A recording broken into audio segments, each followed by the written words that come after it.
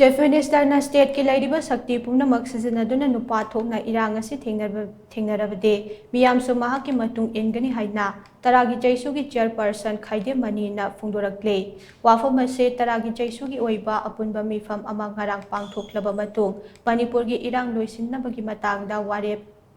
mangangasi Prime Minister Office, Manipur Governor Amade, Manipur Chief Minister da Pisingkibaga Mari Lainana, Manipur Press Club ta pangthokpa paugi mifam amada phongdokhibane. Taragi Cheishu gi Chairperson Khaidem Mani, Co-Chairperson Dr. R.K. Nimai, Vice Chairperson P. Sonamani Amade, atay maru oiba thaupuba kaya na saruk yaduna, pangthokhiba paugi mifam aduda Khaidem Mani na hai. Mamang Jahigi me ahumdagi chatharakpa tha tarahumdoi helaklaba Irang Asida sentana meeting changba watpa manba thong kaya amade state lengangna security matik chana piba ngamdabagi thogdok kaya Manipur gi miyapna ure maraksida Irang Asi loisinbagi mahut hena chauthorakpagi mami ure masigi matangda taragi Cheishu gi oiba apunba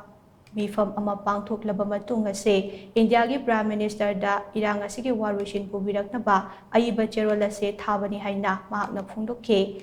paumi sing na hangba wahang amagi paukhum piraduna mahakna hai state asigi Chief Minister na nupa thokna Irang Asi thengnaba matamda Manipur meeyam Pumnamak na mahakpu sogatkane Unified Command Paide Sakti amata leitre haina sothaduna leibagi mahut state ki Leiriba Sakti Pumnamak Sijinnaduna Manipur gi Irang Asi loisinaba honabiyo madungam loidaba oiragana meeyamga pulaga center ga taknaba matam oire haina mahakna makhatakhe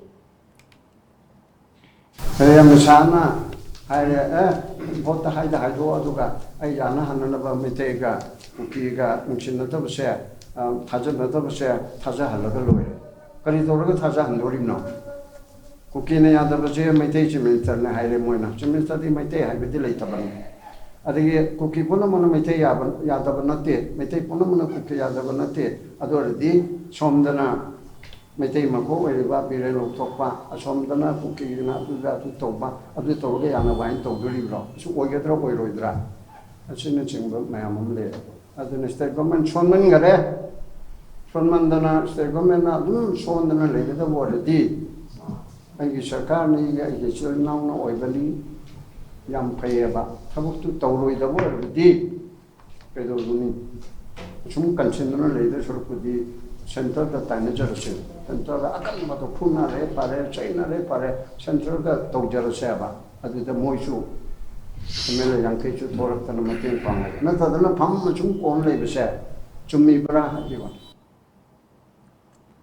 Ngasi pangthokhiba paugi mifam aduda sarukyakiba Vice Chairperson P. Sonamani na hai election matamda Irang khada nemthare haina khaluraga election hek loikhibaga jiribamda chatharakliba landa sina miyamda khwaidagi pendaba ama oire hanadagi su jiribamgi miyamda jiribam ase Manipur lengakna laithokpire haina warowa leikrabane lengakna laithokle hairingai jairak asida amuk lan toksinduna miyamda periba awaba ase ngasige lengakna athubada binyeng changduna jiribam ase amukta kanbiyo haina mahakna makhatakhe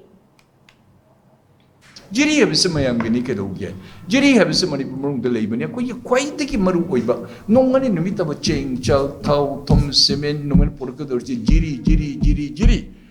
Nagalan nabi to ke kaurasi. Maram di yam khudung chad ba yam lay. Masih detail dining de mayam loine khangi. Adur lengak ten kutlon ay yang chege ay repeat to jaro chairman na lone detail high krabani na ay isana ujarak pa isana muhi wari sarak pa Manipur pajam yam de yam nungai tan lehuba ning thun lehuba achati su thoki ge dori further thok tanaba masi lengak yam na thun masi kana to biu kari darkar leke ata koi armed forces sorry koi kana ge police ki forces mayam ki battalion ka fajana ling khotna thamdana SP security the kaya yam dabanina manabu augmentation amus share piti amuk lowi mingo damun nonjen na hajira logani asam rapal hajuri ya tabi de asu mak yam kudung thibelei